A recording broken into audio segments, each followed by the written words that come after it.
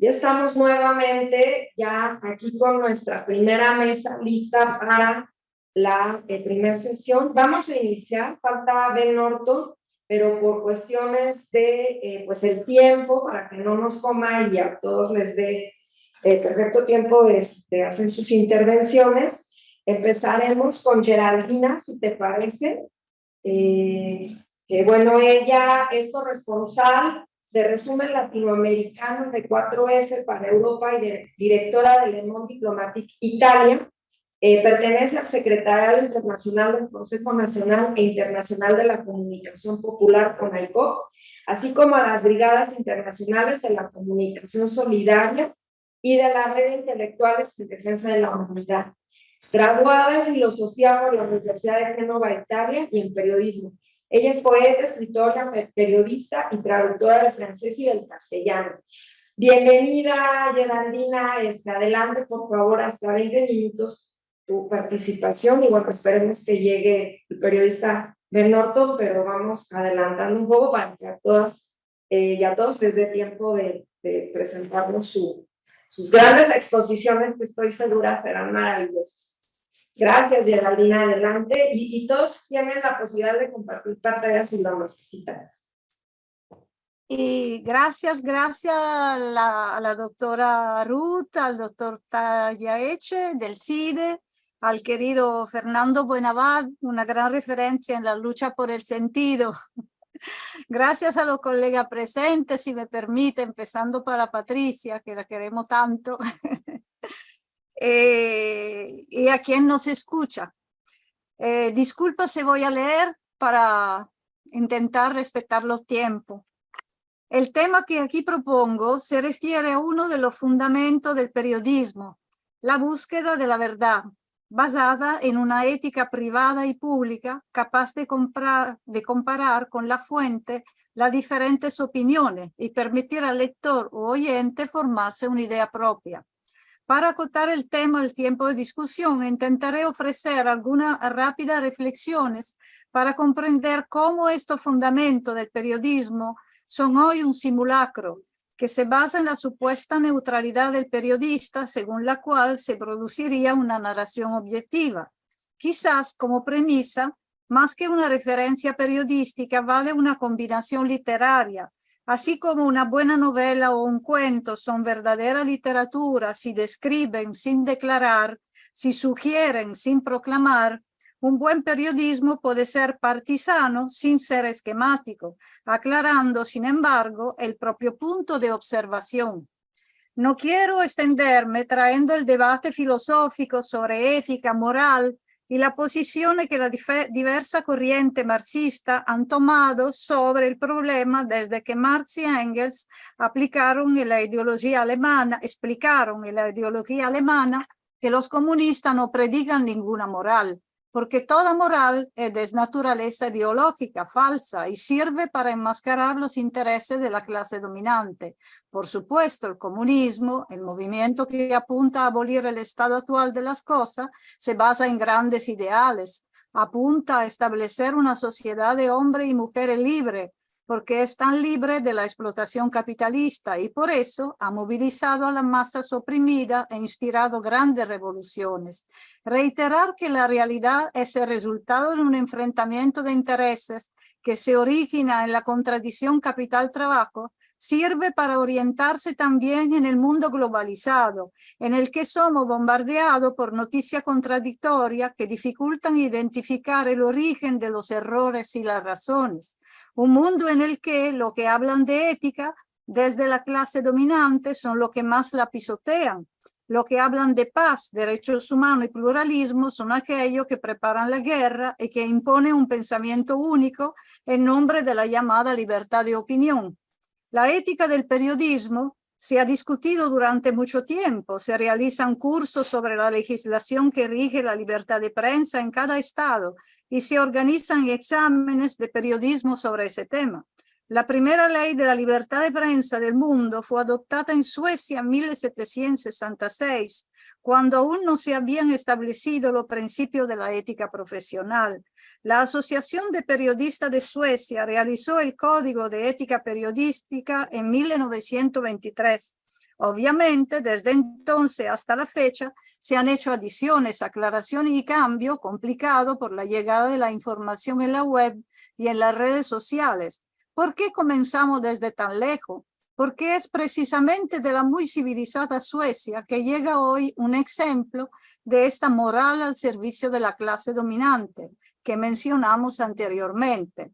El caso del periodista Julian Assange, fundador del portal Wikileaks, obligado a refugiarse en la embajada de Ecuador en Gran Bretaña, de Gran Bretaña en Ecuador, luego de revelar el escándalo del Datagate en 2010, es esclarecedor a este respecto.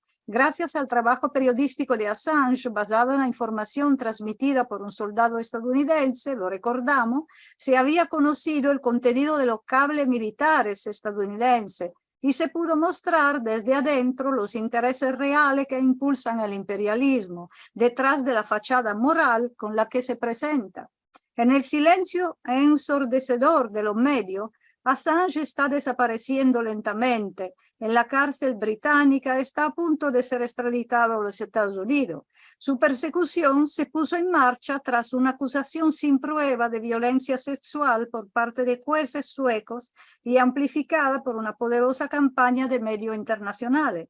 Una carta oficial dirigida al gobierno sueco por el relator especial de la ONU contra la tortura, Meltzer, ha documentado el castillo de calumnia construido por el Poder Judicial y transmitido por los grandes medios de comunicación para justificar la entrega del periodista a Gran Bretaña por parte de Lenín Moreno. Pero ya antes al periodista se le habían impuesto muchas prohibiciones para expresar sus opiniones y muchos sabotajes cibernéticos habían golpeado a Wikileaks. Todo el sistema global de medios impulsado por los Estados Unidos se puso en contra de Assange, que quiso contar la verdad. ¿Cómo funciona este aparato? Aquí también vale la pena volver a la esencia del capitalismo, que también reduce la información globalizada a una mercancía. La globalización capitalista, como se sabe, está estructurada en la profunda transformación productiva de las economías nacionales, subordinada a los circuitos multinacionales. Las grandes corporaciones internacionales centralizan la producción y generan los componentes individuales de un producto final en varias partes del mundo para minimizar los costos de producción. Como resultado, los productos circulan por todo el mundo y se definen, se transfieren de una compañía a otra hasta que finalmente se procesan en un país en particular. Sin embargo, estas empresas son simplemente sucursales de grandes corporaciones. Esto también es cierto para la información mercancía. Un sistema que especialmente en Europa, pero también en América Latina, donde la concentración monopolística entre los dueños de los medios y los dueños de la política es gigantesca, evidencia un mecanismo de puertas giratorias donde los mismos responsables, políticos, dueños de los medios de comunicación, columnistas, traficantes de armas, intercambian roles para perpetrar el mismo modelo. La industria de la información funciona precisamente como una industria subordinada a los mecanismos del mercado. Los costes del papel, lo de la empresa que transportan periódicos y la reducción de los gastos por parte de la persona de bajos ingresos, agravada por la crisis y los bajos salarios, llevan al cierre o reducen drásticamente aquella pequeña empresa periodística que producen contenido originales y que, en lo que respecta a Italia, dependen de la ayuda pública para la información, proporcionada precisamente al tamaño de la empresa. La crisis de la información en Europa narra la crisis económica y el cambio en la correlación de poder a nivel social. A diferencia de algunos países latinoamericanos como Venezuela o Argentina, en Italia los medios comunitarios han desaparecido con la derrota de los movimientos de alternativa de los años 70. Así como la fragmentación de la producción incide en la pérdida de sentido del trabajo obrero, en la pérdida de centralidad y de conciencia de quien proporciona la riqueza social y que hasta el siglo pasado se pensaba como constructor o constructora de un mundo nuevo, la parcialización de la noticia y de la información produce una pérdida de sentido general e impide captar vínculos y causas universales en los acontecimientos. Así como el imperialismo persigue la estrategia del llamado caos controlado, mediante la balcanización de la zona fronteriza y del mundo, así la información globalizada, la imposición de la filosofía postmoderna del fragmento, impone la balcanización de los cerebros y la posverdad, que es también, dicho irónicamente, la verdad de los posts de Facebook, o el conspiracionismo, que siembra duda en nombre de supuesta verdad revelada por el dios de la plataforma o por el vecino. Esto lleva a un fenómeno muy preocupante, debido a la tendencia que se ha impuesto a nivel académico para considerar la universidad como empresa y el conocimiento orientado al mercado. Los periodistas jóvenes pueden prepararse técnicamente, pero carecen de cultura y visión de conjunto y tienden a autocensurarse. Por otro lado, considerando que en Italia obtener un trabajo remunerado para los jóvenes se está convirtiendo cada vez más en una quimera, aquellos que pueden permitirse el lujo de esperar un trabajo hasta los 40 años, ciertamente no son hijos de familia pobre. ¿Y qué mirada tendrán estos periodistas? ¿Y cuánto estarán dispuestos a atreverse por decir la verdad? Podría citar muchos casos, como durante una elección en Venezuela, en la cual, por supuesto, los medios europeos respaldaban descaradamente a la oposición, y una agencia de prensa ha escrito: en fin, los ciudadanos venezolanos tendrán la ocasión de liberarse de 100 años de chavismo. Bueno, ahora es verdad que para muchos Chávez es el comandante eterno, pero desafortunadamente desapareció físicamente en 2013 y el proceso bolivariano empezó en 1998. Y podría hablar también de cuando, después de 10 años de guerra popular, el Nepal se liberó de una centenaria monarquía. Como en la disputa electoral estaban casi todos partidos comunistas, los periodistas ya no sabían qué santo apelar para sustituir la palabra comunista con dictadura. Hay código semántico obligatorio por los periodistas a partir de las agencias de prensa nacionales e internacionales que replican la posición de los Estados Unidos.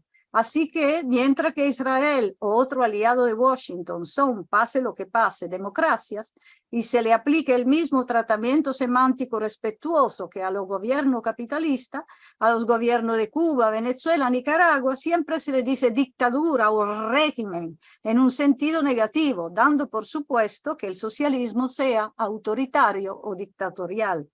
Entre tanto, el Parlamento Europeo votó varias veces una resolución para equiparar nazismo y comunismo. Entre tanto, la señora Bachelet, a pesar de haber sido víctima del pinochetismo, abraza el nazi venezolano Lorenz Saleh, que hoy está defendiendo los nazis ucranianos, entregándole el premio por la libertad de opinión. Y hoy los nazistas ucranianos son víctimas del oligarca Putin. Y hay gente de centro izquierda que saluda al payaso Zelensky cantando el himno de los partisanos italianos contra el nazifascismo, Bella Ciao. Y hay grande sintonía entre los herederos del fascismo en Italia y el jefe de gobierno israelí, también de extrema derecha. Hay un cortocircuito en el lenguaje periodístico que deriva de la imposición ideológica, que se ha acelerado con el conflicto en Ucrania y la propaganda de guerra, que en nombre del pluralismo no admite pluralismo. El director de uno de los principales periódicos italianos, considerado cercano a la posición del centro izquierda, cuyo dirigente apoyaron y apoyan el envío de armas a Ucrania y censuran a Rusia, recibió un premio por la libertad de información en Kiev. En Italia, el cuarto periódico de circulación nacional, propiedad de un gran grupo editorial, publicó en primera página una imagen relativa a un ataque con misiles sufrido por la población civil de habla rusa de Donetsk, pero enmarcándola con títulos que señalaban a los rusos como culpables de la masacre de civiles ucranianos, un mecanismo de distorsión de los hechos para controlar y dirigir las emociones hacia un objetivo falso.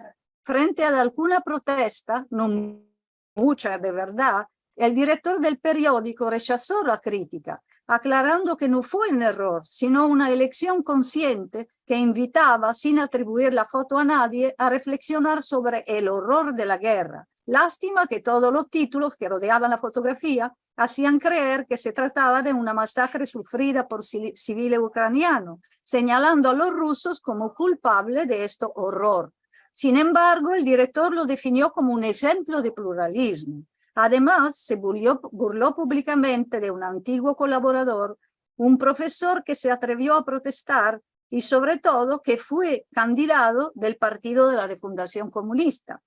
El trabajo de Assange, luego continuado también por el portal web de Intercept y sobre todo su historia, una vez más destacó el entrelazamiento del poder mediático con el poder judicial en las destrucciones de opositor político, en este caso de periodista incómodo. Un complot que entre alarma y anticipaciones de investigaciones judiciales e incluso sentencias aún no emitida por los tribunales, pero ya pronunciada por los medios, sigue funcionando como mecanismo para alterar la voluntad popular. Aquí hay varios ejemplos, pero no tenemos tiempo. En este sentido, Venezuela es un paradigma. En un solo año hubo un promedio de más de 3.600 noticias falsas por cada día difundidas en el extranjero. Y así lo hemos visto contra el diplomático venezolano Alex Saab y su esposa, secuestrado hace 3 años por la CIA en Capo Verde, en violaciones de toda la norma internacional y deportado en los Estados Unidos. Un secuestro preparado por una violenta campaña mediática organizada por alguna plataforma remunerada para difundir la verdad de los poderosos y para justificar el gigantesco negocio de la medida coercitiva unilateral impuesta ilegalmente por el imperialismo a los países que, como Venezuela, han puesto en manos del pueblo el control de sus recursos gigantescos que hacen falta para los potentados económicos supranacionales. Así que, insultándose a la lógica que la inteligencia del lector, se difunde una sola versión, pero siempre en nombre del pluralismo informativo y de la libertad de opinión. ¿La libertad de quién? Del gran capital internacional que utiliza los monopolios mediáticos para ocultar la existencia concreta de una alternativa a su modelo devastador. Se ha visto durante... 2 ¿Cuánto? minutos, Geraldina. 2 ¿Cuánto? minutos. Ah, perfecto. Entonces voy. Bueno. Sí, quisiera hablar de lo que pasó, de lo que pasa, por ejemplo, con la plataforma, ¿no? El caso de Zunzuneo en Cuba. Y bueno, voy, pero es demasiado largo. Vamos a terminar. Con el papel también de la ONG, de los centros ideológicos de control humanitario. Bueno, voy. Solo periodista incluido en el mecanismo de la puerta giratoria que le permite ser jefe de prensa de las grandes multinacionales y al mismo tiempo profesor de ética en la grande escuela del periodismo puede circular libremente. Entonces, es de extrañar que en la cumbre sobre el medio ambiente haya publicidad ecologista de las empresas que más contaminan el planeta. Se llama greenwashing. Hablaba después del humanitarismo. Termino así, voy rapidito. Todavía, bueno, sirve, sí, allí. Así que podemos concluir frente a esta crisis de la información con una bonita caricatura que circula. Si fulano dice que llueve y fulanito dice que hay el sol, ¿qué debe hacer un periodista? Abrir la maldita ventana e ir a ver. Pero ¿qué hacer si este periodista no tiene más ojo para ver y oído para oír? Aquí la palabra pasa a la lucha de clase, a la lucha por el sentido donde hablan los pueblos.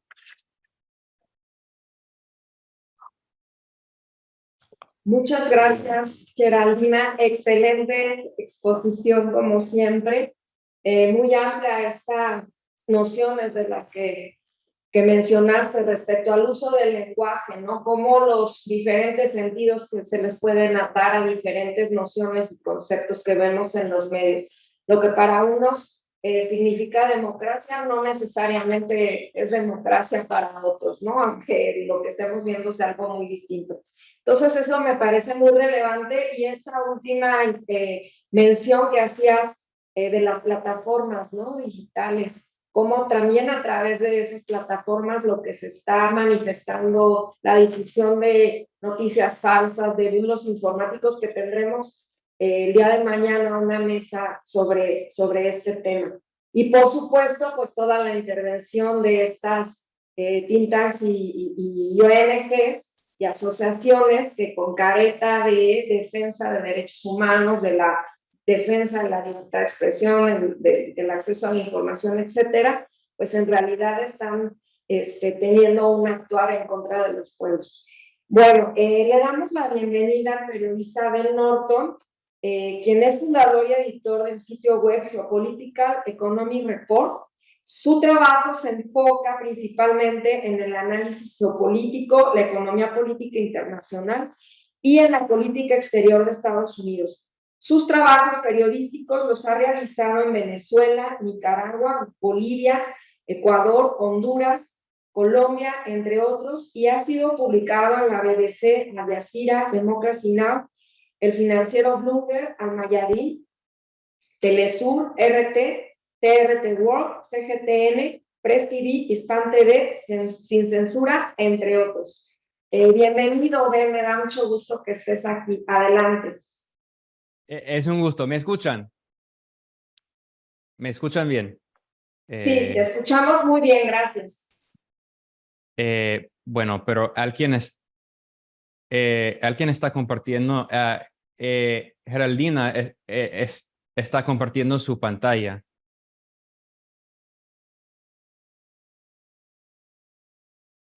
Ahí. Ok. Bueno, es un gusto. Gracias por la invitación. Hoy estamos hablando de la comunicación. Cuando hablamos de los medios de comunicación y la información y la desinformación difundida muchas veces en los grandes medios corporativos, creo que también es importante hablar de cómo comunicamos, no solo lo que comunican los medios de comunicación, sino cómo nos comunicamos. Es decir, que no es suficiente solo hablar de cómo difundimos la información, sino las formas a través de las cuales difundimos la información y cuáles son las plataformas que usamos para comunicarnos. Creo que es importante investigar cómo funcionan esas plataformas digitales. Hoy en día, la mayoría de los medios de comunicación usan las redes sociales y otras tecnologías para comunicarse. Pero esta tecnología no es neutral. Y la realidad es que la mayoría de estas plataformas pertenecen a empresas de Estados Unidos que son contratistas que tienen contratos millonarios con el gobierno de Estados Unidos, con varios organismos, con varias agencias del gobierno de Estados Unidos, la CIA, el Pentágono, es decir, el Departamento de Defensa, con el Departamento de Seguridad Nacional, con el FBI. Entonces, hoy en día, la plataforma de videos más popular en todo el mundo es YouTube. Es la segunda página más popular del mundo. O sea, la primera es Google, ¿no? Otra empresa norteamericana ubicada en California, en Silicon Valley, el Valle del Silicio. ¿Y quién es el dueño de YouTube? Es Google también. Entonces, hemos visto abiertamente cómo YouTube funciona como básicamente órgano de la geopolítica de Estados Unidos. Recordemos que Google, el dueño de YouTube, pertenece a Alphabet, una empresa de Silicon Valley que tiene contratos millonarios con la CIA, que tiene contratos millonarios con el ejército de Estados Unidos, y de hecho Google estaba involucrado en la guerra en Irak. El gobierno de Estados Unidos el Pentágono contrató a Google para hacer mapas de Irak. También Google tiene contratos millonarios con el FBI, con varios departamentos de la Policía Nacional de Estados Unidos, de varios estados, con el Departamento de Seguridad Nacional. Entonces, cuando Google censura, es decir, YouTube, que es Google, censura a los medios rusos, cuando censura a los medios chinos, los medios de Irán, los medios de Venezuela, es importante recordar que esta empresa básicamente es parte del complejo militar industrial de Estados Unidos. Además, podemos decir lo mismo sobre todas las redes sociales, las grandes empresas del Valle de Silicio de California. Por ejemplo,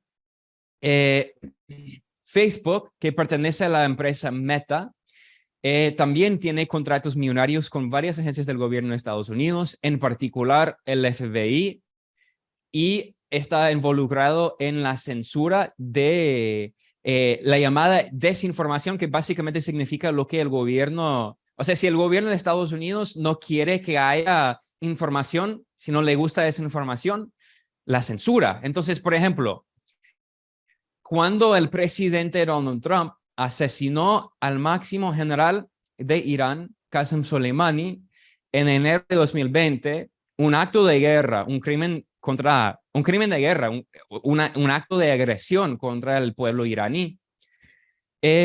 Facebook dijo que publicaciones que eran a favor de Qasem Soleimani constituían propaganda a favor de un supuesto terrorista, y solo dice que es terrorista porque, según el gobierno de Estados Unidos, el ejército de Irán, reconocido por los organismos internacionales como el Ejército Nacional de un país soberano, supuestamente es una organización terrorista. Es decir, que una empresa, Facebook, estadounidense, dice que no se puede decir algo, o sea, estamos hablando de la información, no propaganda. Si un periodista dice algo correcto, cierto, sobre Irán, pero a Estados Unidos no le gusta, dice que es desinformación, Facebook lo censura, y Facebook muchas veces censura las cuentas por apoyar el terrorismo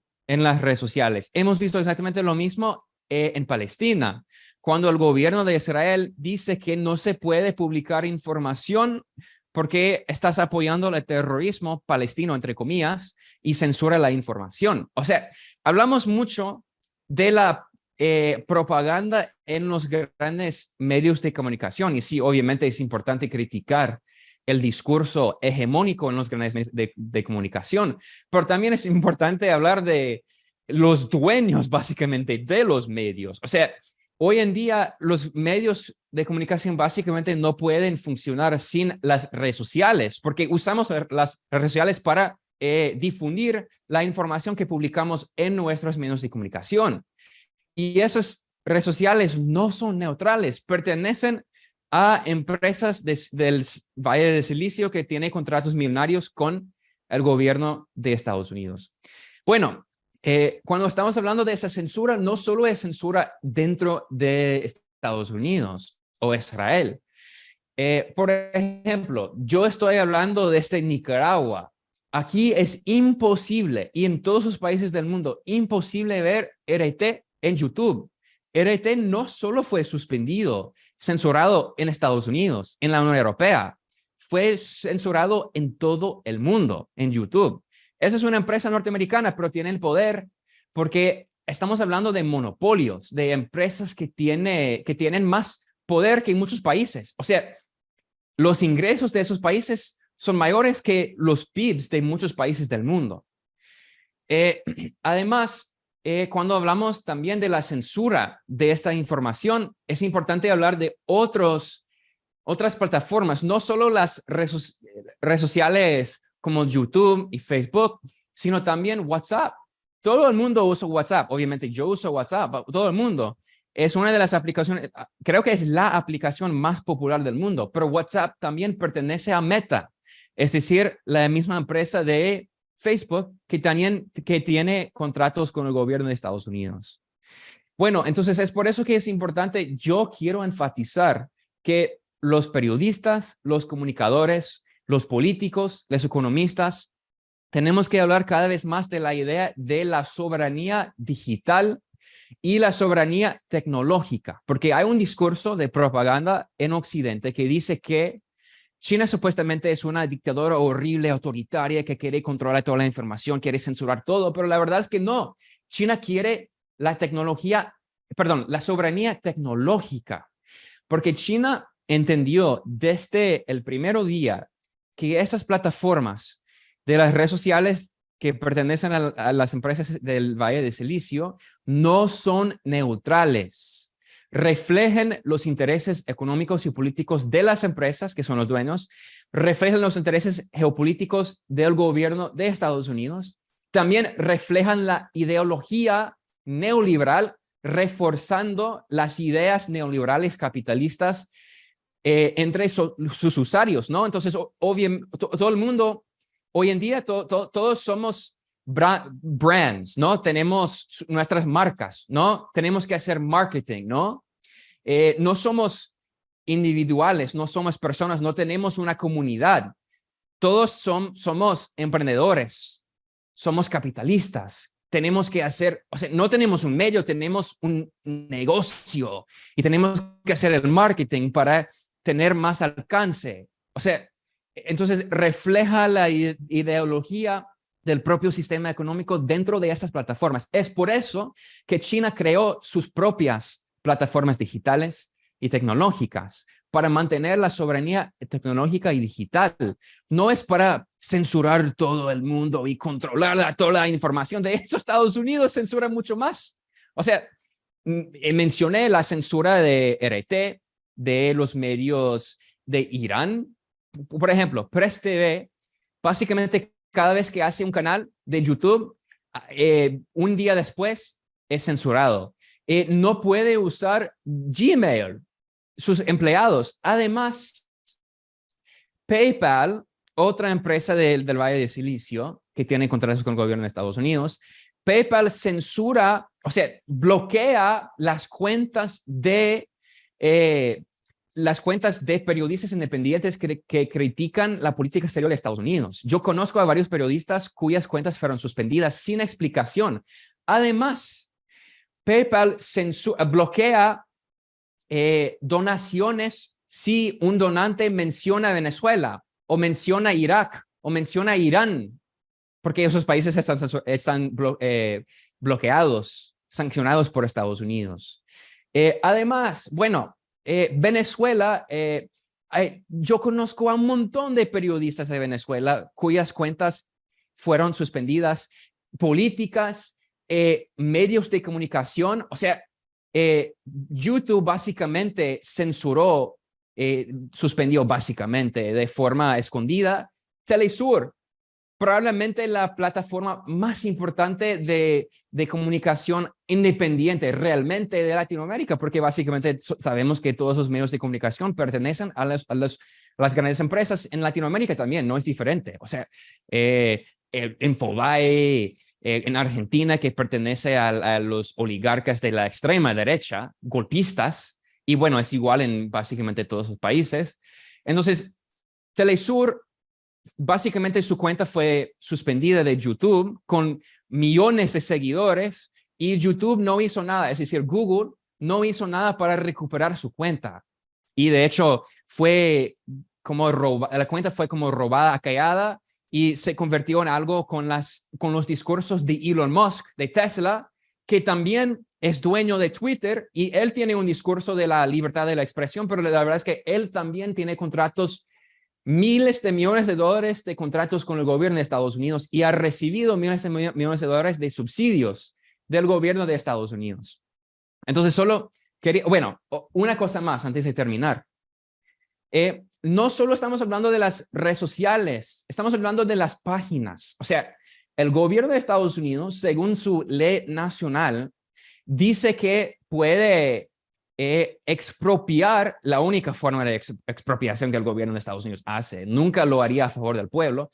Estados Unidos sostiene que puede expropiar las páginas que terminan con .com.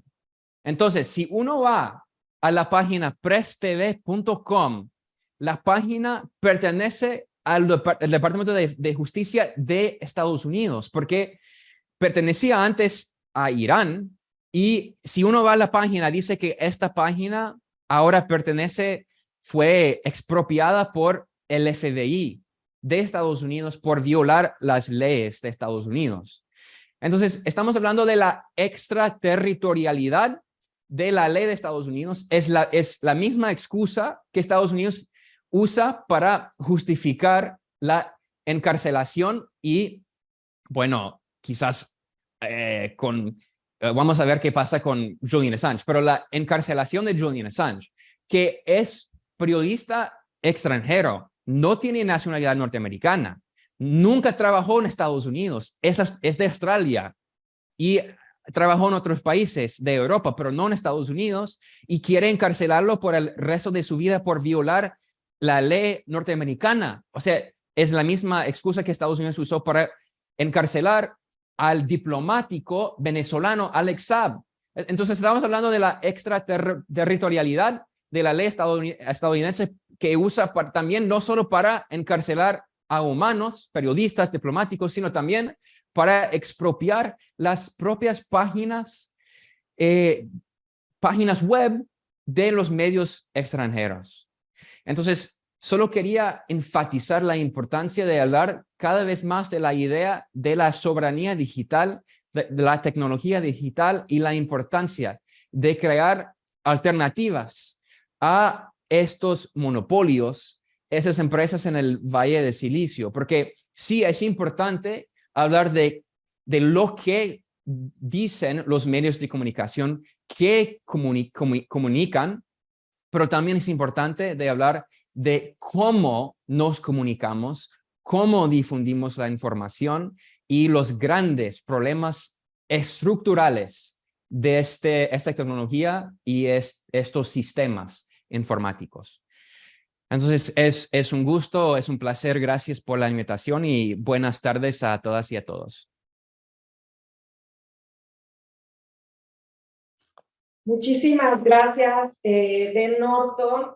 Pues como siempre, muy elocuente y muy interesante todo lo que nos planteas, porque ya no solo tenemos el problema de la concentración mediática de los monopolios de las grandes corporaciones de la comunicación que tradicionales, por así decirlo, ¿no? De radio y televisión, sino ahora también de pues los medios sociodigitales. Ya has puesto el ejemplo muy importante de YouTube y ciertamente de Alphabet, que concentra una gran riqueza, pero además no solo riqueza en términos financieros, sino también de todos los datos, de todas y todos nosotros, ¿no? Y la forma en que censuran pues lo que se transmite, cómo bajaron la página, pues, mencionan el caso de Telesur, pero también de RT, recordémoslo, y también con bastante frecuencia y de manera reiterada, entiendo que Star TV. Entonces, pues ahora ya demos la bienvenida a la fundadora y presidenta de Telesur desde 2011, Patricia Villegas, que me da muchísimo gusto que esté acá con nosotros. Y bueno, ella es graduada de la Universidad del Valle en Colombia. Se define como una mujer latinoamericana y caribeña y de esta época, de este tiempo, en lucha y en resistencia, y señala que las mujeres estamos pidiéndole más tiempo a la vida, o sea, más horas. Eso me encantó, por eso lo estoy leyendo, pero logrando hacer lo que también hicieron nuestros antepasados, o sea, combinar nuestra razón de ser, nuestra lucha con nuestras familias y con nosotras mismas. Ella llama a sus congéneres a estar en guardia y a estar en primera fila de combate, y el mundo está ante una posibilidad enorme de abismo y tenemos que ser nosotras las que podamos cambiar el ritmo y el rumbo de la historia. Y estoy muy de acuerdo contigo. Yo creo que también Geraldine y muchas de las compañeras que nos están siguiendo en esta transmisión. Y bueno, adelante, Patricia, muchas gracias. Bueno, no, muchísimas gracias a ti por esa presentación tan bonita. Muchas gracias por la convocatoria, por la invitación. Yo siempre digo que para mí es mucho más productivo porque saco tiempo de la vida vertiginosa metida en una sala de noticias para pensar y tratar de reflexionar y poner como en esquemas sencillos el trabajo que hacemos justamente en Telesur. Yo he pedido que me compartan pantalla, no sé si ya lo hicieron porque preparé una presentación y quiero guiarme sobre esa presentación para además no pasarme del tiempo y porque además, como ya soy la tercera persona que interviene en esta mesa de trabajo, pues hay cosas muy interesantes que han dicho mis compañeros que me antecedieron y que por supuesto no voy a repetir porque no tiene ninguna lógica y sentido, sino que aprovechemos para escuchar otras ideas. No sé si ya me autorizaron para compartir, para yo poner mi presentación. Voy a pedir aquí un poquito de ayuda al equipo de Telesur para ver si logro ponerlo sin ninguna dificultad. Vamos a ver aquí. Listo, vamos a, creo que ahí lo están viendo. Sí, bueno. Entonces, digamos que antes de comenzar y ya dando los agradecimientos, y además ahí veo al profe Buenabad, un beso, profe querido, besos a todos y a todas quienes están conectados hasta ahora y quienes además nos van a ver en esta posibilidad infinita que nos da Internet de colgar estos contenidos y llegar a un montón de gente. Voy a tratar de hablar, digamos, en un lenguaje muy sencillo, no solamente para quienes vivimos el día a día del tema comunicacional, sino también para quienes siendo usuarios hoy también tienen la comunicación naturalmente, pero no necesariamente están metidos en estos debates. Hablo desde dos lugares, digamos, un lugar que es de una persona que junto a un equipo que ya casi cumple 18 años de labores ininterrumpidas, el próximo 24 de julio hace Telesur. Es decir, hablo desde una experiencia informativa real, 7 días a la semana, 24 horas al día, por 18 años, que ha dado cobertura a los más importantes eventos globales de estos últimos años en la región de manera muy importante y también en otras partes del mundo. Desde ese lugar hablo. Y hablo desde la noticia, desde la información, no otros géneros u otros tipos de producciones audiovisuales por ahí tienen otras lógicas distintas. Yo siempre que estoy haciendo referencia a cualquier cosa en esta charla, pues voy a estar hablando del género informativo particularmente. Bueno, lo primero es, digamos, tengo 4 ideas para compartir hoy. La primera idea es que estamos igual, pero peor que antes. Parece como una frase sin mucha sensatez, sin mucho sentido, sobre todo, digamos, para los académicos, pero la verdad es esa, y es que hay una muy desigual producción de contenidos entre el campo alternativo, contrahegemónico y las grandes corporaciones mediáticas. Pero antes, digamos, quien producía contenidos, fundamentalmente el poder económico, eso sigue siendo igual, tenía también la distribución de esos contenidos. O sea, si yo soy dueño de un canal de noticias hace algunos años, también era dueño de la cablera, de la televisora o de la empresa de distribución satelital, también al mismo tiempo era dueño de un periódico, de una radio, controlaba tanto la producción como la distribución. Pero ahora, digamos ahora, unos años atrás, aparecen todas estas plataformas digitales, llamámoslas así, de las que nos hablaba Ben con mucho detalle, nos contaba, digamos, además qué intereses están detrás de ellas. Entonces, a los dueños de la distribución se sumaron estos dueños de las plataformas digitales en los que te dicen casi que con un revólver en mano o te atienes a sus reglas o desapareces. Por eso, digamos, estamos peor que antes, porque a pesar de que aparecieron estos nuevos miembros en el escenario de quién tiene la capacidad de distribuir contenidos, esas reglas o esas formas en las que tú accedes a estas distribuidoras de contenidos solamente tienen la posibilidad de manejarlas ellos mismos. Antes, y creo que todavía en algunos países, sobre todo en nuestra región, tú luchabas por un lugar en el espectro radioeléctrico, tú luchabas por un lugar en la cablera, tú luchabas por un lugar en una emisora de radio, pero ahora tú luchas para que no te borren de YouTube y ni aún cumpliendo sus reglas, tú puedes garantizar que eso no está listo y presto para suceder, es decir, que te desaparezcan. Así que la idea 1 voy a compartir es que la producción y distribución de contenidos es un campo de dominación donde las reglas se ajustan al dueño de las plataformas. no tenemos control de ella y no tiene nada que ver con la calidad de los contenidos que tú estás produciendo. La idea 2 para esta conversación el día de hoy.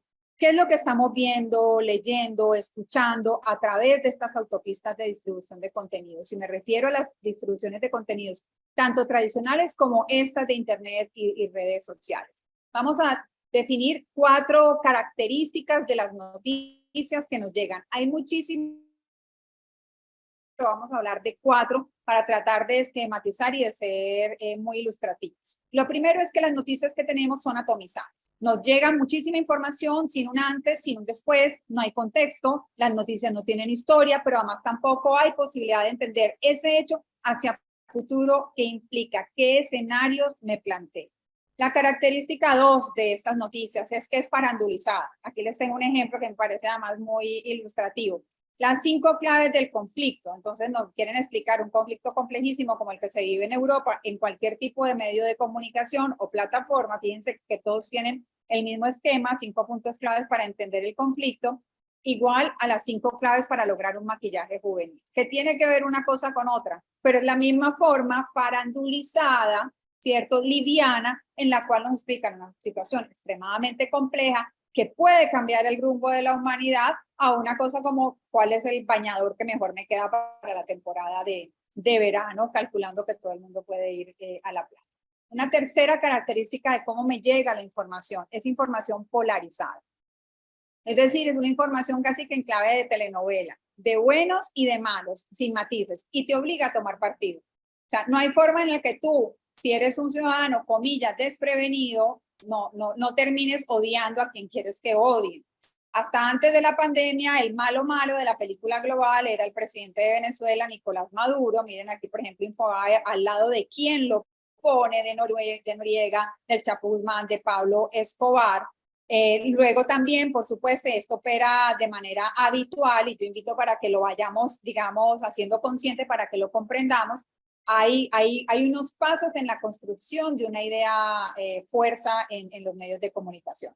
Los medios, lo sacan los medios, luego hablan de eso los actores políticos, aquí está Sebastián Piñera, ¿no es cierto? Luego están los actores internacionales, aquí está Pompeo hablando de Maduro, y también los organismos internacionales, aquí está Duque en la ONU, en una sesión de la ONU. Por supuesto, generalmente no nos enteramos, como pasa en este titular, que el propio presidente colombiano utilizó información falsa, errada, para hablar de Nicolás Maduro. Pero ese puesto Nicolás Maduro se lo quitó en los últimos meses, ya hace un poco más de un año, el actual presidente ruso, Vladimir Putin, matar a Putin. Entonces aquí aparece Putin, fíjense estas 3 imágenes que les pusimos en la misma pantalla, es el Putin siendo objetivo, el Putin que explota y el Putin muy parecido a Hitler. Entonces, la tercera característica, después de que hemos visto que es una información atomizada, que es una información farandulizada, es una información polarizada de buenos y de malos. Y una cuarta característica de la información o de la forma como recibimos la información es una frecuencia incapacitante, es el vértigo del continuum informativo, es el tsunami, es la ola que te tumba y que no puedes salir de ella porque no tienes capacidad, porque es tanta la información, pasas de un clic a otro clic, a otro clic, ni siquiera entras a leer y tienes un recorrido completo por hechos del mundo, de lugares que ni siquiera has oído mencionar o de temas que ni siquiera conoces, pero está allí, está a tu alcance y todo el tiempo es esta situación permanente de la ola, de la ola, de la ola, de la ola que te tumba y no terminas por entender nada. Ahí les puse una caricatura que me parece muy simpática que dice, vale, nuestras noticias son mentiras, pero los clics son reales. Y conozco casos de salas de noticias donde les pagan más o menos a los periodistas dependiendo de cuántos clics tenga la nota que escribió. Entonces, claro, por eso también de alguna manera se estimulan las notas de las 5 claves para llevar el maquillaje de temporada y las 5 claves para entender el conflicto de Ucrania. Ahora, no, la tercera idea de hoy. Ante este panorama que pareciera muy complicado y que diría, bueno, no, pero Patricia no vino sino a hablar, digamos, como de situaciones tan difíciles que no podemos salir de allí. No, hay intersticios, hay caminos, hay ventanas, porque hay cosas que están pasando a nivel de los usuarios y me parece que esto es muy relevante verlo. Lo primero es que hay fatiga de la gente con las noticias. O sea, hay unos usuarios en el mundo que se están dando cuenta de esto que les estamos hoy haciendo como una fotografía, un cuadrito muy sencillo y que quizá por ahí no lo expresan de esa manera, pero que se están alejando de estas pantallas tradicionales y de estos contenidos de los medios hegemónicos. Esta es una encuesta del propio Reuters, que es una agencia de noticias, ¿cierto? Con un patrocinio de una universidad. Que dice que los motivos más comunes para visitar las noticias es información del año.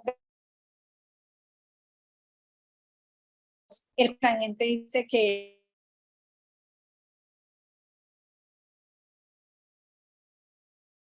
de información de eso. 36% de la gente dice que las noticias le bajan el ánimo, ¿sí? Hablábamos de lo que generan las noticias y una de las cosas que más generan hoy las noticias con tremenda intencionalidad, y de eso habla el profesor Ignacio Ramonet en su último libro, ahora les muestro la portada, es cómo se genera miedo. Y la gente lo está diciendo con otras palabras, pero lo está diciendo. Dicen que les agota la enorme cantidad de noticias, dicen que las noticias son sesgadas o no son de fiar, es decir, que hay un quiebre en la credibilidad de los medios, ahora se los voy a mostrar también con otras cifras. Dicen que les empujan a argumentos que preferirían evitar, nos empujan a pelear, nos empujan a polarizar, no a tener puntos de encuentro, ideas en común, a debatir, aun cuando pensemos de manera distinta. Y el 16% dice que no hay nada que puedan hacer con la información, es decir, no hay futuro. No se vislumbra una solución, es la presentación del problema en sí mismo. ¿Por qué? Dice el profesor Ramonet, y les invito a leer este libro, y yo suscribo, dice uno de los sentimientos que más están generando las noticias, porque todo esto se congrega para generar emociones, no apuntalan a nuestra razón, no nos están intentando ayudar a comprender el mundo, sino a que sintamos cosas con las noticias. Dice el profesor Ramonet que una de las claves fue proyectar el miedo en los Estados Unidos, y que ahí se explicaría no solamente la elección de Donald Trump, sino también el asalto al Capitolio. ¿Miedo a qué? Miedo a perder la nación blanca en esa población blanca media estadounidense, miedo al socialismo, miedo al comunismo, miedo a Venezuela, miedo a los venezolanos, miedo a Rusia, miedo. Muy interesante material, muy esclarecedor en términos de las sensaciones que nos están proponiendo a través de los medios de comunicación. En esta idea 3, digamos, del descrédito del relato que les he compartido, primero con la encuesta de Reuters, bueno, también hay otras encuestas, como les anticipaba. Aquí, por ejemplo, el Centro de Estudios Latinoamericanos de Geopolítica en América Latina tradicionalmente está midiendo la credibilidad de los medios en nuestra región, y vean, yo les puedo después dejar estos gráficos para que los vean con mucho más detalle, pero en general los grandes medios de comunicación corporativos en América Latina y el Caribe tienen de 50% hacia abajo en términos de credibilidad. Eso no había pasado antes. El medio era central, estaba allí, digamos, en el eje de la construcción de las narrativas, en el eje del control social, en el eje del, por supuesto, de la relación con el poder económico y con el poder político. Ahí está TN, por ejemplo, 43% de credibilidad en el caso de Argentina. En Ecuador el comercio, que por cierto hoy hay noticias de que el comercio como tal impreso se acaba con una crisis grandísima expresada en el impago a sus trabajadores. En Colombia, que hoy se moviliza en apoyo al presidente Petro y lo que él ha denunciado como un golpe blando contra su gobierno. Ahí está una revista como Semana, que es punta de lanza, ¿sí?, de la desestabilización a través de la información y estas estrategias. No tiene casi credibilidad, pero allí opera lo que hablábamos: medios, actores políticos, influenciadores y organismos internacionales. Aquí están otros países. México lo tienen allí, el Universal 52%, Milenio 50%, La Jornada 46%, Televisa y TV Azteca, otrora, digamos, ejes de la construcción de una opinión pública mexicana, con un nivel de credibilidad muy bajos.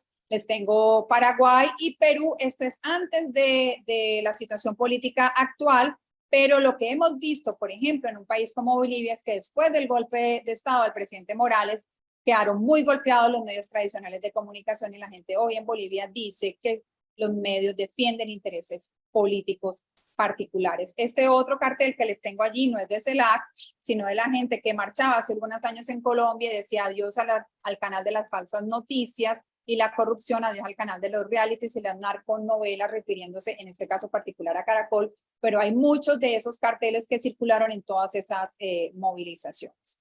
Aquí está, ¿no? Cómo funciona, actores políticos, los organismos internacionales, los medios internacionales, Fernando del Rincón, siendo premiado con esa cruz. Al lado está Fernando Camacho, que hoy está preso justamente porque él mismo declaró públicamente ser parte del golpe de Estado contra el presidente Morales. Entonces, la idea 3 nos muestra cómo los medios, el relato que están construyendo ha sido insuficiente, la gente lo percibe y la gente ya está por lo menos teniendo una actitud distante a ellos y eso nos da también una oportunidad. Esta imagen que trato siempre de compartirla porque difícilmente la vemos en los medios de comunicación tradicionales, los ejércitos ucranianos, digo ejércitos porque hay varios, el oficial y los de los que tradicionalmente llamamos mercenarios o paramilitares, que hacen esto con las personas que creen que son prorrusas o que tienen fenotipo ruso, y esto no lo vemos tradicionalmente en los medios.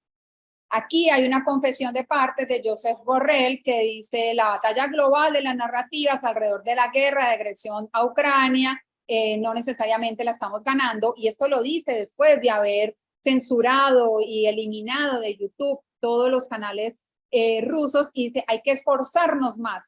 Y luego de esto, el propio Borrell hace poco, muy poco, unos cuantos días, dice, ya no refiriéndose a los medios, reclama a todos los países apoyar militarmente a Ucrania para que la guerra no termine pronto con una victoria de Putin. Quiere decir que la narrativa construida alrededor de los medios, la censura que hacen al otro relato tampoco les da el resultado, es decir, que hay unas oportunidades, unos huecos donde nos podemos meter. Esto se los pongo nada más por una gracia, ¿no? Por una pilatuna, porque el propio Borrell estuvo hace poco en Cuba en una visita oficial y coincidió con este periodista de la cadena rusa RT que fue censurada y a la cual, digamos, él aplaudió la censura, la agenció, la gestionó, y el periodista se tomó una foto con él en Cuba y le dice: aquí estoy, existo, usted no me desapareció, puede que haya borrado mi canal de YouTube, pero yo sigo trabajando. Y además, aquí los grandes medios que se han plegado a este relato de la guerra en Europa hoy empiezan a tener unas ciertas distancias porque tampoco siempre están dispuestos a jugarse su prestigio.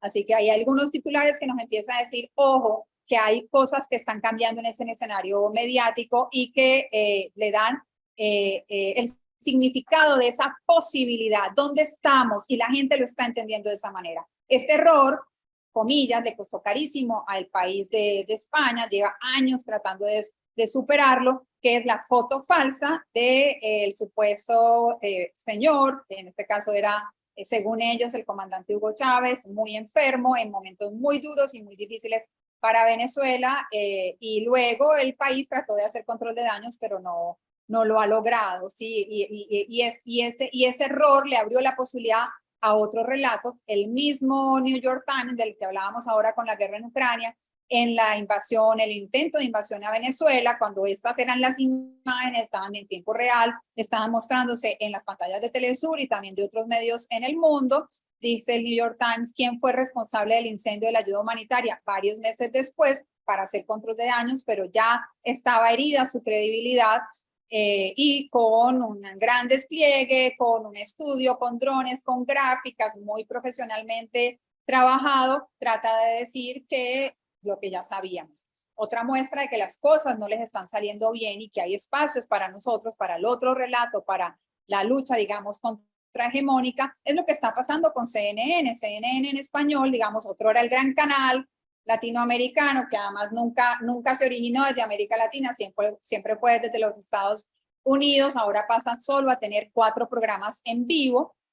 El canal como tal desaparece, se mueve con algunos de sus estudios y trabajadores a Los Ángeles y a México, va a ser una estrategia direccionada a básicamente el público joven a través de redes sociales, pero ese gran canal que ha sido además que apuntala las oligarquías y el poder, digamos, de la derecha capitalista latinoamericana, deja de estar. Aquí dice un ex CNN, con mucho pesar, que el canal en el que trabajó se acaba, pero dice: Mientras CNN está moribunda, Telesur sigue informando a toda Latinoamérica y muestra una pantalla, digamos, de un grafiquito de coberturas que hacemos en un domingo electoral donde teníamos 4 coberturas en simultánea. Es decir, la idea 3 es, hay un descrédito del relato hegemónico, no están cómodos, no les está yendo tan bien, la gente está, amplios sectores están mirando de una manera desconfiada los medios corporativos. Y vamos a una última idea, la idea 4, que es un poco incluso más esperanzadora, y es qué cosas hemos hecho, qué cosas podemos hacer o potenciar. No todo está perdido, hay cosas por hacer. Lo primero es, lo comunicacional no es solo un asunto de comunicadores o de periodistas. O sea, tenemos que dejar al lado esa idea. Tenemos que hacer eventos donde estén los ingenieros, donde estén abogados, donde esté gente que sepa de matemáticas, de algoritmos.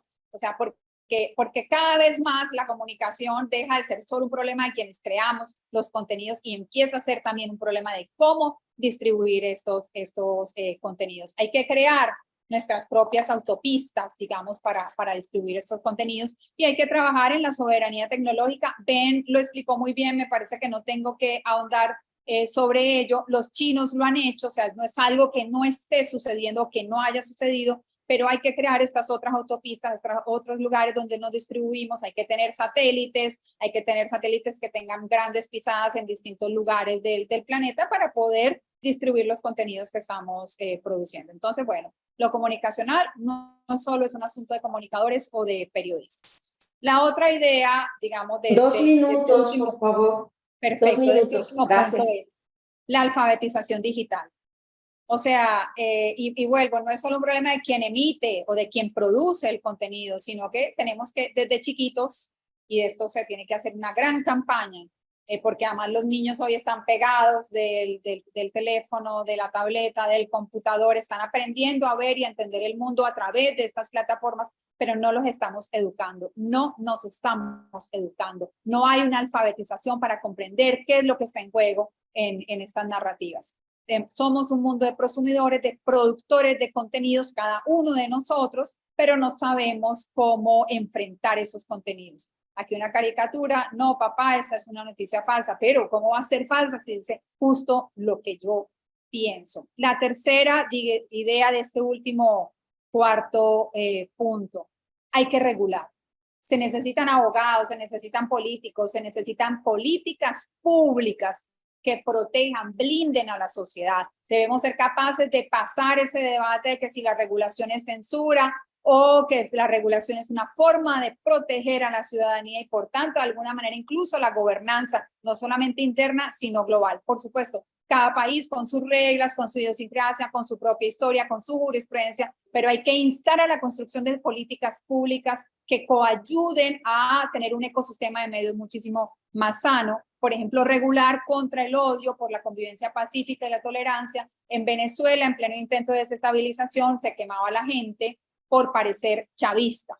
Entonces, hay que pedir políticas públicas que nos protejan. Aquí está uno de los periodistas de Telesur trabajando. Y bueno, la última idea de este punto 4, que es también la idea 4, es hay que tener más medios. Toda expresión social tiene que tener una expresión comunicacional, pero además hay que proteger los medios que tenemos, los medios que consideran que la información es un derecho, no una mercancía. Hay que seguir apoyando en los sistemas de medios públicos en nuestros países. Está comprobado, corroborado, que hay extraordinario talento en los medios públicos alternativos y contrahegemónicos. Hay que proteger esas iniciativas. No podemos dejar apagar ningún medio que entienda que la información es un derecho. Esas son 4 acciones que podemos seguir emprendiendo, que podemos fortalecer. Y para terminar, les pongo esta foto que tomó mi hijo Simón de una avestruz con un texto que yo conseguí en Facebook en un viaje de regreso hace pocos días de China, donde fui a hablar de estos temas, a contar la experiencia de Telesur, y que me encantó y que me parece además que es esperanzador. Dice, las utopías cuestan más trabajo, no se cansen. Muchas gracias.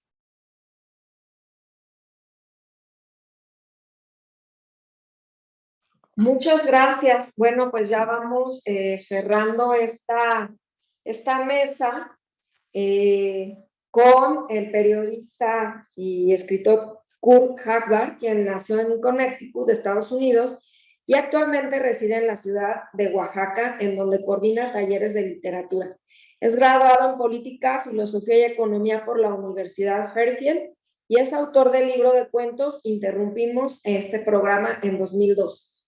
Ha impartido talleres en literatura norteamericana, traducción literaria, teatro y cine y cuento corto en el Centro de las Artes San Agustín y en la Biblioteca en Estroza. Ha escrito periodismo cultural para la revista El Folgorio y El Comején. Asimismo, escribe para Jacobin Magazine, entre otras. Adelante, estimado Kurt, bienvenido y bueno, ya demos inicio a tu charla. Gracias.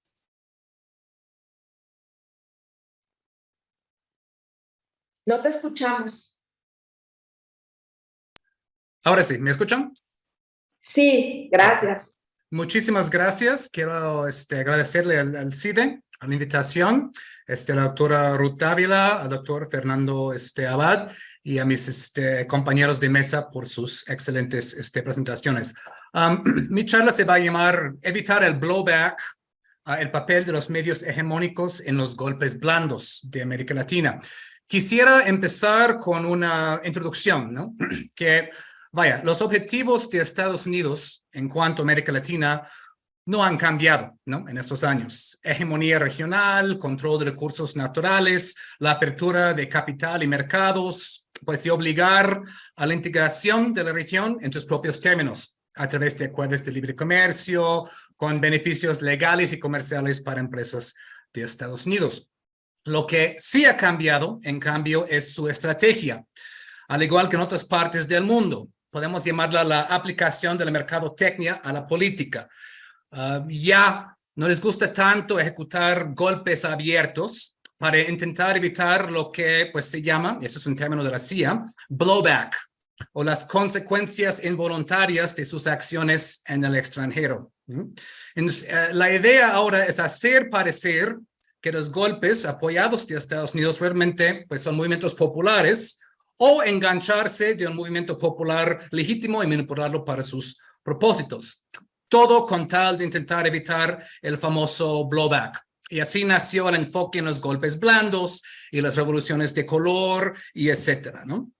Vaya, Estados Unidos todavía está dispuesto a apoyar golpes abiertos cuando sea necesario o cuando ellos lo consideren necesario. Pues Venezuela, Bolivia son ejemplos más recientes, pero muchísimo prefieren que sean golpes blandos, tipo Brasil con el impeachment de Dilma Rousseff, Perú con la destitución de Pedro Castillo, o incluso Ecuador con Guillermo Lasso, que ya está gobernando por decreto con apoyo de los militares, o la amenaza que estamos viendo en Colombia en este momento. Todo se trata de guardar las apariencias, apoyar iniciativas de lawfare y financiar a movimientos opositores que a su vez fingen ser grupos neutrales de la sociedad civil, no ensuciarse las manos. Y para eso, el papel de los medios de comunicación es sumamente importante, incluso más que antes, porque tienen ahora que convencer a la opinión internacional que esos golpes blandos sean legítimos antes de los hechos y no solamente justificar a un golpe una vez realizado. De hecho, pues son los medios los que han asumido el papel de realizar los bombardeos estratégicos para suavizar el terreno antes de los ataques. El objetivo siempre no es solamente oponerse a un líder que no sigue el consenso de Washington, sino deshumanizarlo a esta persona y también a su pueblo, ¿no? Vimos como ejemplo el caso reciente de la Associated Press en Estados Unidos, que mostró esto de Andrés Manuel López Obrador en la foto de una luche en el Yucatán, diciendo que el presidente de México cree en seres imaginarios y según la Associated Press no parecía estar bromeando. En esto, la prensa estadounidense puede construir sobre un sustrato de prejuicios sobre América Latina, que los pueblos son ignorantes, supersticiosos, exóticos, místicos y siempre en busca de un líder carismático y mesiánico. Eso dicho, quiero enfocarme en el caso específico de México, ¿no? Y cómo la prensa ha tratado la 4T en los últimos 5 años.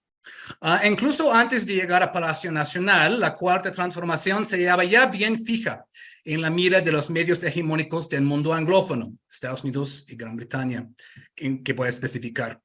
Para el presidente electo Andrés Manuel López Obrador, su luna de miel puede haberse acabado más de un mes antes de asumir el cargo el 1 de diciembre. Escribió el corresponsal Patrick McDonnell en el periódico de Los Angeles Times. La razón por tan dramática afirmación, la inminente presencia del presidente de Venezuela, Nicolás Maduro, en la ceremonia de la toma de posesión, cosa que anteriores presidentes de México habían hecho sin ningún problema. Cuando AMLO se negó a retirarle la invitación al mandatario bolivariano, Andrés Oppenheimer advirtió desde las páginas de The Miami Herald que el presidente estaba empezando su gobierno con el pie izquierdo. Con suma preocupación, la revista Time, conocida por su portada de Enrique Peña Nieto con su leyenda Salvando a México, en la época de la reforma energética de 2014, colocó a México en su top 10 de riesgos geopolíticos más grandes del 2019. Según el autor Ian Bremmer, AMLO gastará dinero que México no tiene en políticas que amenazan con regresar a los años 60. Ya para el fin de los primeros 100 días, sin embargo, los funestos vaticinios se habían convertido en veneno personalizado. AMLO se ve como el salvador mexicano, quien desde su percha del poder administra rectitud. Fustigó Mary Antonesia O'Grady en el rotativo del sector económico de Wall Street Journal. Y se justifica, prosiguió entonces, en su objetivo de transformar el país radicalmente. Tomará venganza sobre los ricos o como él los llama los fifís. Cualquiera que se oponga es marcado como corrupto. Hay una pauta aquí y no tiene nada que ver con mejorar la vida de los mexicanos. 2 semanas después, todavía estamos en los principios del gobierno, el diario complementario del Reino Unido, The Financial Times, retomó el argumento de O'Grady, sazonándolo con una amenaza velada. En una cruzada redentora para acabar con el neoliberalismo y las mafias de poder corruptos de México, ha usado consultas populares para justificar medidas polémicas como la cancelación del aeropuerto a medio construir, lamentó. A mediano plazo, la búsqueda autocrática de regeneración del señor López Obrador arriesga conllevar a la descomposición institucional y económica. Para el periódico existían solo 2 maneras de frenar este proceso: aplicar el TLC, el Tratado de Libre Comercio de América del Norte, y atacar el peso. Ahí la amenaza muy clara, ¿no? No es demasiado tarde para que él cambie antes de que los mercados financieros y los ciudadanos decepcionados lo obliguen a cambiar. Desde el primer año, Financial Times diciendo que hay que aplicar los tratados de libre comercio y tumbar el peso, cosa que, como hemos visto en los últimos meses, no han logrado. Sin conformarse con abogar por el sabotaje de un gobierno legítimo a través de una crisis cambiaria, el diario regresaría en los primeros meses de la pandemia con un editorial en el que exhortaría a los gobernadores y jefes de negocios mexicanos a tomar acciones legales contra las políticas más cuestionables del presidente. Es decir, abiertamente instando a los gobernadores de los estados y los jefes de negocios de realizar acciones de lawfare. Luego llegamos a las elecciones de Estados Unidos de noviembre de 2020, cuando AMLO no reconoció la victoria de Joe Biden al instante, a pesar del hecho de que el colegio electoral no certifica los resultados hasta más de un mes después del día de la elección. Amy McKinnon, en la revista Foreign Policy, incluyó al presidente mexicano entre un repaso de, cito, tiranos, populistas y autoritarios que están rompiendo filas con la mayoría de los líderes mundiales con la esperanza de que Trump de alguna forma se aferre al poder. La temeridad de McKinnon habría de ser replicada un par de años después por el Index on Censorship, organización no gubernamental británica financiada por la Fundación Nacional para la Democracia del Gobierno de Estados Unidos, NED, también financiadora de Mexicanos contra la Corrupción y la Impunidad en México. El Index on Censorship nombró a AMLO el tirano del año para el año 2022, de una lista que incluyó a Kim Jong-un, Ali Khamenei, Mohammed bin Salman y, por supuesto, Vladimir Putin. Ahora, seguimos un poco adelante en el tiempo. Una semana antes de que México celebrara sus propias elecciones en el 2021, la revista británica The Economist opinó que los votantes deberían frenar al falso Mesías de México. Según el Economist, quien busca políticas ruinosas por medios inapropiados. El editorial terminó con un abierto llamado al intervencionismo estadounidense. Sin miedo a la hipérbole, un artículo en The Nation, revista ostensiblemente de izquierdas, consideró que AMLO ha sido una decepción al mundo. Para México ha sido mucho peor. Faltaba poco para decir la galaxia, el universo, no sé qué sigue después de eso. Luego, el día de los comicios, las elecciones intermedias de 2021, la prensa norteamericana insistió con un regocijo malicioso o que Morena perdió su mayoría calificada, que nunca había tenido, o que fracasó en su tentativa de alcanzarla. El presidente mexicano pierde su control del poder en elecciones intermedias manchadas por la violencia, chilló la cadena CNN, mostrando debajo del encabezado una foto de AMLO con Trump. La BBC concordó, afirmando que la coalición gobernante iba a perder terreno, dado que muchos votantes dicen que el presidente no impulsó la economía o redujo el crimen. Con harta preocupación, el Washington Post concluyó que el presidente perdió algo de su teflón. Pero pocas cosas encendieron los ánimos de los medios angloamericanos más que la ley de la industria eléctrica, que volvió a afianzar el dominio del sector público en la red nacional mexicana. Nada puede sacudir la fijación de AMLO con los combustibles fósiles, vociferó The Economist, bastión del liberalismo desde el siglo XIX que acababa de descubrir su vocación ecologista. El Financial Times dio un paso más adelante al alertar sobre la peligrosa adicción de México a esos combustibles.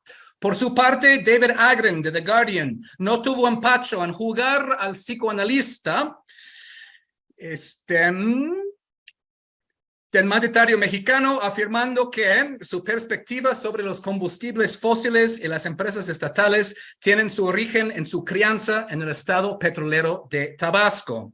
Pobre de AMLO, con una juventud así, ¿qué posibilidades tenía de escaparse de su obsesión con el petróleo y los paraestatales? Nótense mi sarcasmo. Más allá del límite de la recibilidad, Agren procedió a explicar que México una vez era un líder en asuntos climatológicos porque entregó con anticipación su plan al Acuerdo de París. Ni Bill Gates era capaz de abstenerse de comentar, aconsejando a México a apostar por la educación en lugar del petróleo. Si solo el país hubiera pensado en eso antes, vaya. Nada ha sido exento de la sorna de los medios anglófonos. Todo ha sido blanco de su cóctel de desdén y mendacidad. En un típico artículo en el periódico The New York Times, vocero por antonomasia del establishment estadounidense, corresponsales Natalie Kittereff y María Abi Habib tacharon a AMLO de mercurio y volátil y afirmaron sin ningún dato de respaldo que la economía mexicana se iba a pique. En el año en cuestión, 2022, la economía creció 3.1%. En una nota posterior sobre la mega marcha del 18 de noviembre del 2022, Abi Habib y Steve Fisher declararon que el público estaba ahí para mostrar su apoyo a un presidente que les beneficiaba económicamente a través de programas de asistencia social, aunque estaban menos conscientes de los polémicos cambios electorales que él esperaba ratificar. En resumen, una turba vendida e ignorante. Y el día antes de que tales reformas fueran aprobadas por el Senado, Kittereff demostrando una persistente incapacidad de distinguir entre una nota informativa y un artículo de opinión, declaró que constituían los más significativos de una serie de acciones del presidente mexicano para socavar las frágiles instituciones del país, parte de un patrón de los desafíos a las normas democráticas en todo el hemisferio occidental. Si los cambios se mantenían, advirtió con un tono de oscura amenaza, los funcionarios electorales dicen que será difícil llevar a cabo elecciones libres y justas, incluso en una contienda presidencial crucial el próximo año. Después de la reforma energética, nada ha activado el gen moralizante de los medios del norte más que la reforma electoral. David Frum, ex redactor de discursos del presidente George W. Bush, y junto con Jeffrey Goldberg, su editor en la revista The Atlantic, uno de los grandes proveedores de las mentiras que justificaron la invasión de Irak, escribió una furiosa diatriba en la revista, advirtiendo que la democracia liberal está bajo asalto en México por un presidente errático y autoritario. Su colega Ann Applebaum, en quizá el artículo más tonto de todo este triste sortido, llegó a la Ciudad de México, se entrevistó con Lorenzo Córdoba, un hombre con una oficina llena de libros, y fue a la marcha del INE con Denise Dresser, solo para concluir que López Obrador, un hombre que se asocia diversamente con Jesús Cristo, la Virgen de Guadalupe y espíritus mayas del bosque, sus palabras, está destruyendo la democracia desde adentro. En México, la semana pasada, descubrí una virtual unanimidad entre académicos, personas de negocios y comentaristas políticos que la democracia del país ahora está en un peligro real, escribió Gideon Rachman en the Financial Times, basado en una encuesta que ha de haber llevado a cabo en el lobby de su hotel de 5 estrellas. Y para no ser excluida, la Radio Pública Nacional, NPR de Estados Unidos, sentenció que la nueva ley destripaba el Instituto Electoral, sí destripaba, representando un golpe a su joven democracia. Y vaya, todos estos serían ejemplos más bien risibles de sesgo de los medios angloamericanos, si no fuera por el hecho que ahora tenemos todos los candidatos del Partido Republicano por presidente que de alguna forma u otra están abogando por invadir o bombardear a México de alguna forma. Podemos llamar a esto nada más una exageración con fines electoreros, pero como vimos en 2016, de igual forma usaron al México y al pueblo mexicano dentro de Estados Unidos como piñata para fines políticos, lo cual, aunque no se lleve a cabo tal invasión, pone en riesgo a las poblaciones mexicoamericanas dentro de Estados Unidos. Todo esto sin ningún impedimento del Partido Demócrata, ¿no? El otro partido del duopolio en Estados Unidos, que no han dicho básicamente nada al respecto de eso, ¿no? Entonces concluyo con algunas de las ideas que dijeron los compañeros que quiero retomar para terminar. La idea de Geraldina de que los reporteros ahí se autocensuran.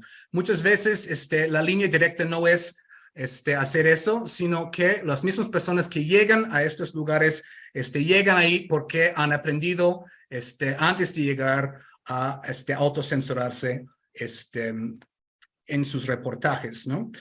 La idea de Ben Norton de la urgente necesidad de soberanía de los medios de comunicación a la luz del hecho de que estas grandes plataformas todos están en poder de corporaciones estadounidenses que a su vez están ligados con el Estado de Seguridad Nacional de Estados Unidos. Y finalmente, retomar los 4 puntos excelentes de Patricia acerca de las noticias atomizadas, polarizadas y pues con una frecuencia incapacitante.